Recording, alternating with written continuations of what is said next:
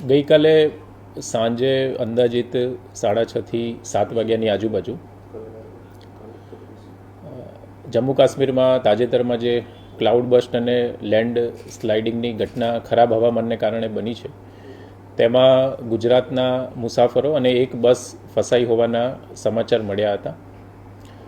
ઘટનાની માહિતી મળતા તરત જ માનનીય મુખ્યમંત્રી શ્રી ભૂપેન્દ્રભાઈ પટેલ દ્વારા જમ્મુ કાશ્મીર પ્રશાસન સાથે સંપર્ક કરી અને પ્રવાસીઓને કોઈપણ જાતની અગવડ ન પડે અને વહેલામાં વહેલી તકે ખરાબ જે વાતાવરણમાં ફસાઈ ગયા હતા ત્યાંથી કાઢવા માટેની સીધી સૂચના આપવામાં આવી હતી.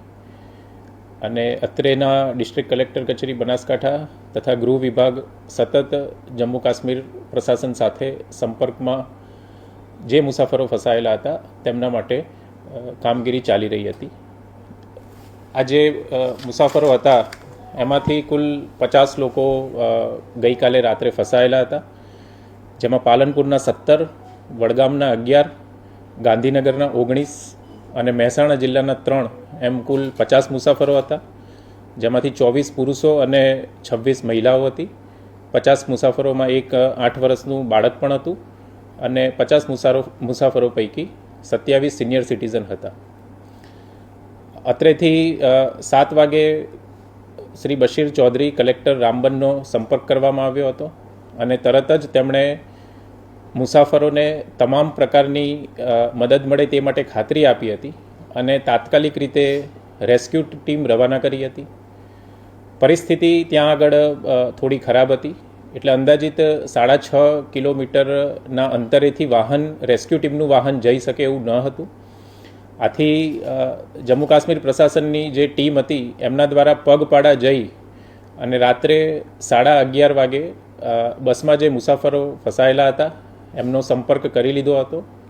અડધી રાત્રે જમ્મુ કાશ્મીર પ્રશાસન દ્વારા તેમના માટે જમવાની વ્યવસ્થા પણ કરવામાં આવી હતી અને ટીમ ત્યાં પહોંચ્યા બાદ ત્યાંના કલેક્ટર રામબન દ્વારા અત્રેની કચેરીએ અપડેટ પણ આપવામાં આવી હતી. હાલમાં તમામ જે મુસાફરો છે એ સુરક્ષિત છે.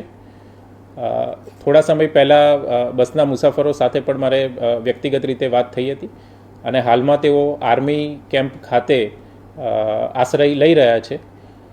બપોર બાદ વાતાવરણની જે પરિસ્થિતિ જોતા બસને બનિહાલના રૂટથી પાછા શ્રીનગર મોકલવા માટેની તૈયારી થઈ રહી છે.